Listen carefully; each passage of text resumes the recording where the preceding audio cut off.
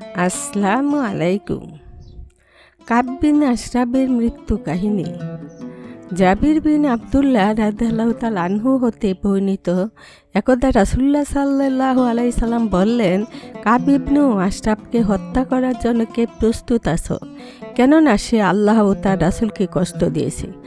মুহাম্মদ ইবনু মাসলামা রাদিয়াল্লাহু তাআলা আনহু দাঁড়ালেন এবং বললেন, হে আল্লাহর রাসূল, আপনি কি চান যে আমি তাকে হত্যা করি?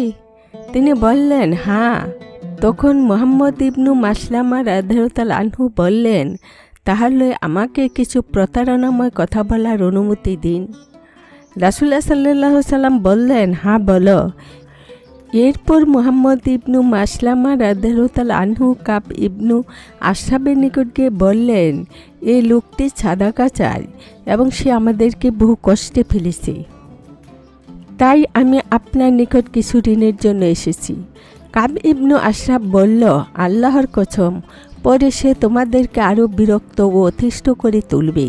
মুহাম্মদ ইবনু মাসলামা রাদিয়াল্লাহু তাআলা আনহু বললেন, আমরা তার অনুসরণ করছি। পরিণাম কি দাঁড়ায় তা না দেখে এখনই তার সঙ্গ ত্যাগ করা ভালো মনে করছি না। এখন আমি আপনার কাছে 1 ওছাক বা 2 ওছাক খাদ্য ধার চাই। কাব ইবনু আশরাফ বলল, ধার তো পাবে, তবে কিছু বন্ধক রাখো। মুহাম্মদ ইবনু মাসলামা রাদিয়াল্লাহু তাআলা আনহু বললেন, কি জিনিস আপনি বন্ধক চান? সে বলল, তোমাদের স্ত্রীদেরকে বন্ধক রাখো। মুহাম্মদ ইবনু মাসলামা বললেন, আপনি আরবের একজন সুদর্শন ব্যক্তি, আপনার নিকট কিভাবে আমাদের স্ত্রীদেরকে বন্ধক রাখব? তখন সে বলল, তাহলে তোমাদের সন্তানদেরকে বন্ধক রাখো। তিনি বললেন, আমাদের পুত্র সন্তানদেরকে আপনার নিকট কি করে বন্ধক রাখি?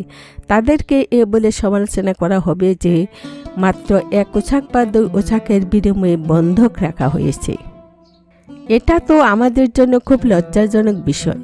তবে আমরা আপনার নিকট অস্ত্রশস্ত্র বন্ধক রাখতে পারি। শেষে তিনি তার কাছে আবার যাওয়ার ওয়াদা করে চলে আসলেন। এরপর তিনি কাব ইবনু আশরাফের দুধ ভাই আবু নাইলাকে সঙ্গে করে রাতের বেলা তার নিকট গেলেন। কাব তাদেরকে দুর্গের মধ্যে ডেকে নিল এবং সে নিজে উপরতলা থেকে নিচে নেমে আসার জন্য প্রস্তুত হলো। তখন তার স্ত্রী বলল, এ সময় তুমি কোথায় যাচ্ছ? সে বলল, এই তো মুহাম্মদ ইবনু মাসলামা এবং আমার ভাই আবু নাইলা এসেছে। আমর ব্যতীত বর্ণনাকারীগণ বলেন যে কাবের স্ত্রী বলল, আমি তো এমনই একটি ডাক শুনতে পাচ্ছি যার থেকে রক্তের ফোঁটা ঝরছে বলে আমার মনে হচ্ছে। কাব ইবনু আশরাফ বলল, মুহাম্মদ ইবনু মাসলামা এবং দুধ ভাই আবু নাইলা অপরিচিত কোনো লোক তো নয়। ভদ্র মানুষকে রাতের বেলা বর্ষাবিদ্ধ করার জন্য ডাকলে তার যাওয়া উচিত। বর্ণনাকারী বলেন, মুহাম্মদ ইবনু মাসলামা রাদিয়াল্লাহু তাআলা আনহুর সঙ্গে আরও 2 ব্যক্তিকে নিয়ে সেখানে গেলেন। সুফিয়ানকে জিজ্ঞেস করা হয়েছিল যে আমর কি তাদের 2 জনের নাম উল্লেখ করেছিলেন? উত্তরে সুফিয়ান বললেন, একজনের নাম উল্লেখ করেছিলেন। আমর বর্ণনা করেন যে তিনি আরও 2 জন মানুষ সঙ্গে করে নিয়ে গিয়েছিলেন এবং তিনি বলেছিলেন যখন সে আসবে।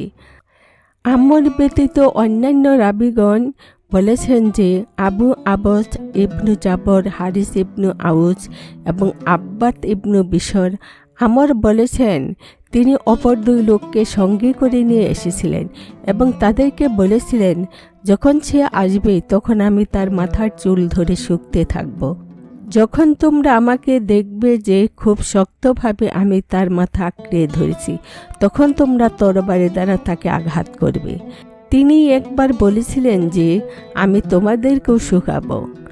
সে চাদর নিয়ে নিচে নেমে আসলে তার শরীর থেকে সুঘ্রাণ বের হচ্ছিল। তখন মুহাম্মদ ইবনু মাসলামা রাদিয়াল্লাহু তাআলা আনহু বললেন, আজকের মতো এত উত্তম সুগন্ধি আমি আর কখনো দেখিনি। আমর ব্যতীত অন্যান্য রাবীগণ বর্ণনা করেছেন যে কাব বলল, আমার নিকট আরবের সম্ভ্রান্ত মর্যাদা সম্পন্ন সুগন্ধি ব্যবহারকারী মহিলা আছে। আমর বলেন, মুহাম্মদ ইবনু মাসলামা রাদিয়াল্লাহু তাআলা আনহু বললেন, আমাকে আপনার মাথা শুকতে অনুমতি দেবেন কি? সে বলল, হ্যাঁ। এরপর তিনি তার মাথা শুকলেন এবং এরপর তার সাথীদেরকে শুকালেন। তারপর তিনি আবার বললেন, আমাকে আবার শুকবার অনুমতি দেবেন কি? সে বলল, হ্যাঁ। এরপর তিনি তাকে কাবু করে ধরে সাথীদেরকে বললেন, তোমরা তাকে হত্যা করো। তারা তাকে হত্যা করলেন। এরপর নবী সাল্লাল্লাহু আলাইহি সাল্লামের নিকটে সে খবর দিলেন। শিক্ষা: রাসূল সাল্লাল্লাহু আলাইহি সাল্লামের প্রতি ভালোবাসা ব্যতীত মুমিন হওয়া যাবে না। পরিকল্পনা বাস্তবায়নের জন্য কার্যকর পদক্ষেপ গ্রহণ করতে হবে। আসসালামু আলাইকুম।